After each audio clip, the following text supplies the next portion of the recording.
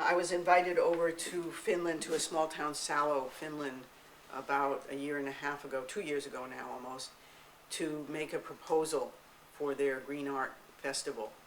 And we started the conversation on the internet several months before I got there. And by the time I got there, I knew that I wanted to work at these, what are called the bird pools, which are part of a sewage treatment plant. These were the old lagoons that used to be part of the sewage treatment system and aren't used for that anymore. But the water is still fairly polluted from its history.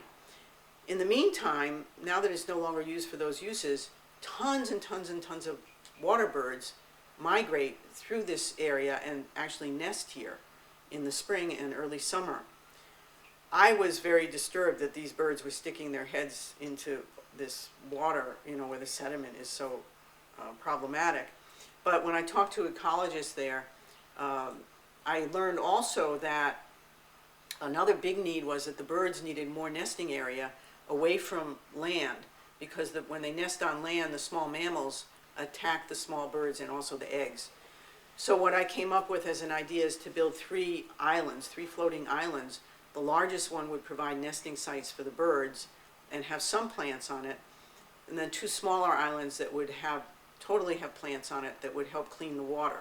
There'll also be an aerator, and then a misting event as an aesthetic attraction, because otherwise it's going to look like islands, just like any other islands. And since we ignore nature to begin with, we need something that says, I am here, Kilroy is here.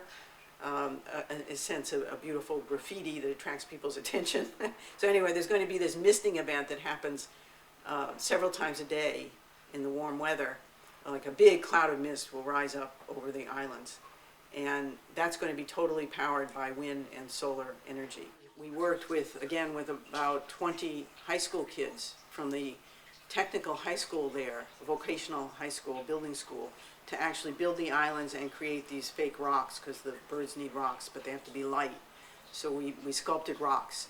The local parks commission is helping us with the plants and also with some of the long-term maintenance. A lot of community people are putting in a lot of time finding the plants and planting them. So this is another project that's deeply embedded in the community, and that really, it's what feels best to me.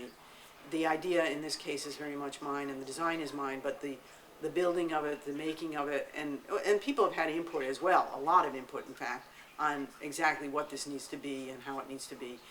We've also, in terms of scientists, worked with hydrologists, ecologists, and limnologists, those are lake specialists, to figure out how to size things, what needs, where, how, basically. So all of that's done in collaboration, and again, I really love that part.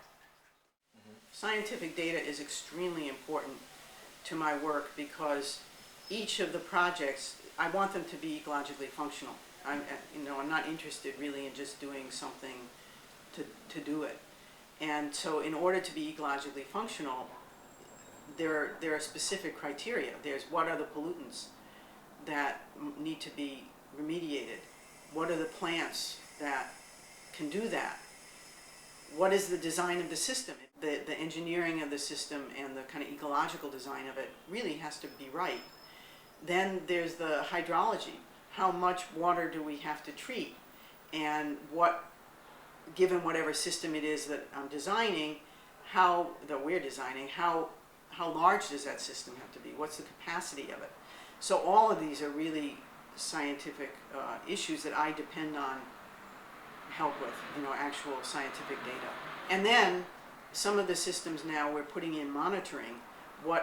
How are they, to follow up, how effective are they? And that's extremely important, because a lot of projects that actually happen out in the world on a very large scale, government projects, there's no money for monitoring.